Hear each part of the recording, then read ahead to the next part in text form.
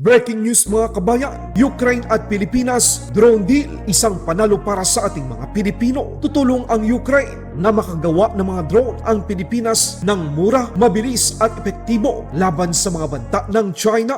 Nakatakdang pagsalakay ng Amerika at Israel laban sa Iran, kinansila muna matapos humingi ng tulong ang Iran sa Kingdom of Saudi Arabia. Nakausapin si President Trump na gusto na nilang makipag-usap. Iran, ipinakita ang paglagay nila ng mga armas at bomba sa kanilang mga eroplanong pandigma. Ang problema, ito ay isang propaganda dahil wala ng Air Force ang Iran. Winasak na ng Amerika. Yari ang Iran mga kabayan. United Arab Emirates bibili ng mga drones sa Israel na kayang maglunsad ng mga missile na umaabot sa 1.3 billion US dollar. F-35 ng Amerika patuloy ang pagpapatrol sa Strait of Hormuz bilang suporta sa US blockade. Department of National Defense Secretary Gibo Teodoro Jr. may banat sa mga politikong tinamaan sa kanyang pahayag na ayon sa batas ng Pilipinas, kung ikaw ay isang opisyal at halal ng taong bayan, dapat na panindigan natin ang maka-Pilipino, hindi maka-Chino.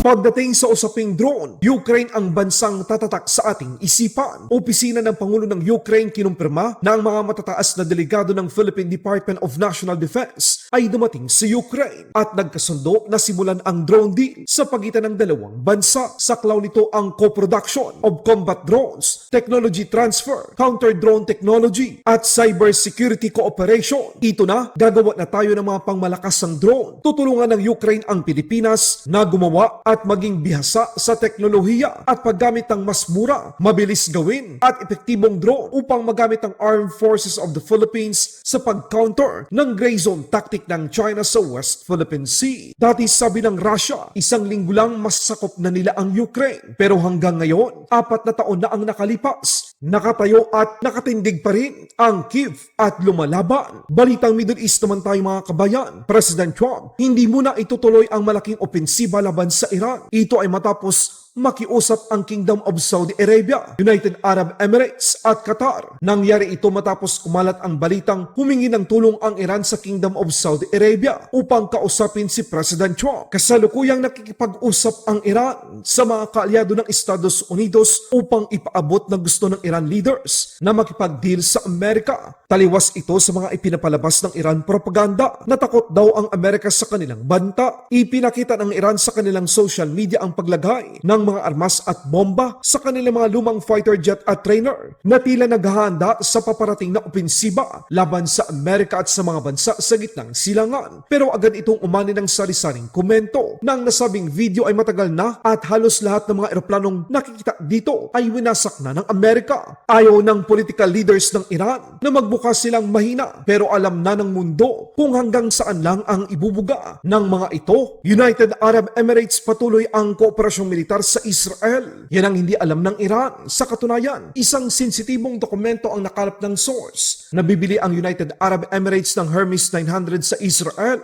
Kailangan ng United Arab Emirates ng drone na kayang magsagawa ng iba't ibang misyon tulad ng intelligence gathering, payloads at maglunsad ng air-to-surface missile. Ang kontrata ay nagkakahalaga ng 1.3 billion US dollar. Tuloy-tuloy naman ang ginagawang US blockade ng Amerika bilang bahagi ng economic pressure laban sa Iran. Captain, you are requested to alter course to 190. If you do not comply, we will compel compliance with force. This is Warship 45. We will monitor your course for compliance at this time. Warship 45 standing by on 16 out. Tumutulong ang mga F-35, 5th generation fighter upang masiguro ang seguridad ng mga barkong pandigma ng Amerika sa Middle East.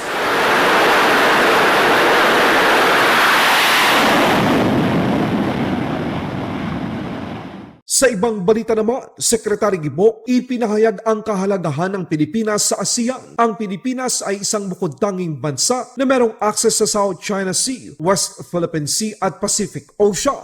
Given, sir, that ASEAN member states have different relationships when it comes to economic and strategic relationships with China, what kind of support are we expecting from ASEAN member states? Okay. Maliwanag yung sinabi ko kanina kasi palagay ko ito yung kulang sa naratibo natin.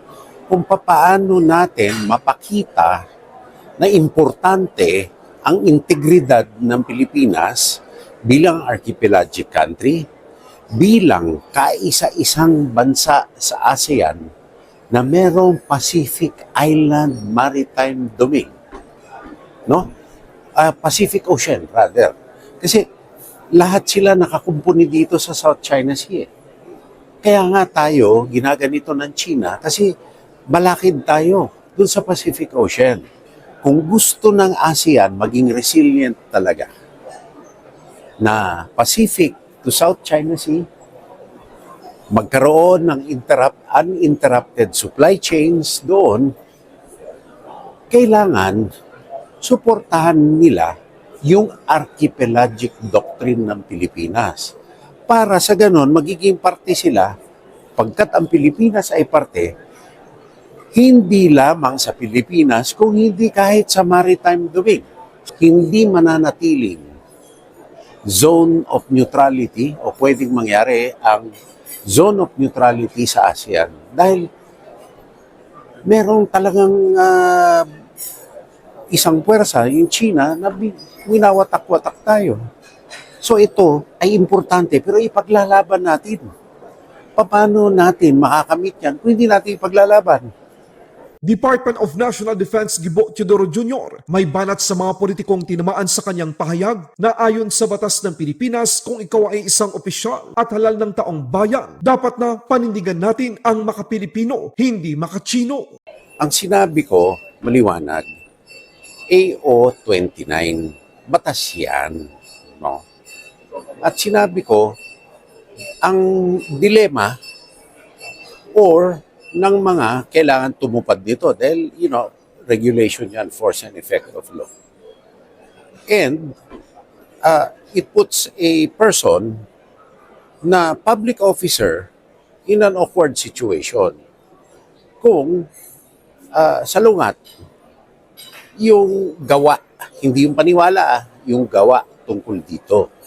No? Ngayon, yung decision kung mag-resign sila o hindi, kung hindi nila kaya ipatupad yung AO 29, nasa kanila yun. Yung public officials, natural, may karapatan, sumagot yan. Natural lang yun. Well, characterization niya yun. Meron naman nagsasabi na tama lang. Demokrasya to eh.